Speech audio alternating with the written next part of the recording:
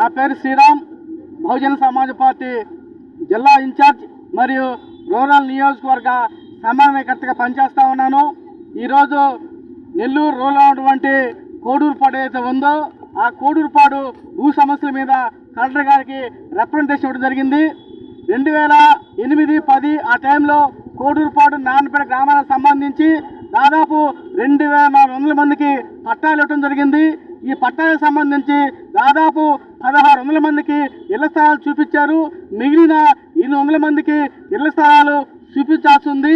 ఆ 800 మందికి ఇళ్ల స్థలాలు చూపించాలని చెప్పేసి కోడూరుపాడులోనే పేపర్ మిగులు ఎదురుగా ఉన్నటువంటి ప్రభుత్వ భూమి అయితే ఏదైతే ఉందో ఆ భూమిని సర్వే చేసి ఆ భూమిలో ఈ 800 మందికి ఇళ్ల స్థలాలు కేటాయించాలని జిల్లా కలెక్టర్ గారిని మా పార్టీ తరఫున కోరటం జరిగింది. అదేవిధంగా ఆ భూమి ఎంతో వాల్యుబుల్ భూమి కాబట్టి ఆ భూమి మీద కొంతమంది భూస్వాములు కన్నేసి ఆ భూమిని అన్యాకాంతం చేయాలని చూస్తూ ఉన్నారు.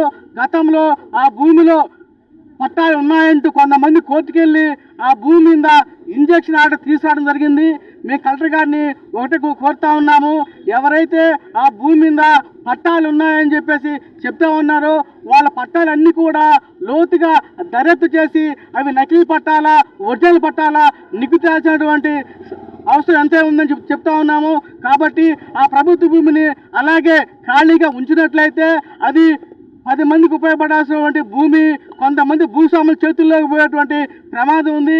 కాబట్టి వెంటనే ఆ భూమిని రీసర్వే చేసి ఎవరికైతే 800 మంది పేదలకి పట్టాలు ఇచ్చున్నారో వాళ్ళందరూ కూడా పొజిషన్ ఇవ్వమని చెప్పేసి మేము కలెక్టర్ గారికి రిప్రజెంట్ ఇచ్చాము.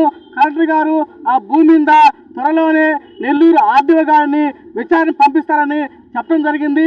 కాబట్టి త్వరగా ఆ భూమిని రీసర్వే చేసి ఎవరైతే పేదలు ఉన్నారో వాళ్ళకి పేదందరూ కూడా ఇళ్ల స్థలాలకు కేటాయించాలని చెప్పేసి మేము బహుజన సమాజ్ పార్టీ తరఫున కలెక్టర్ గారిని కోరుతా ఉన్నాం.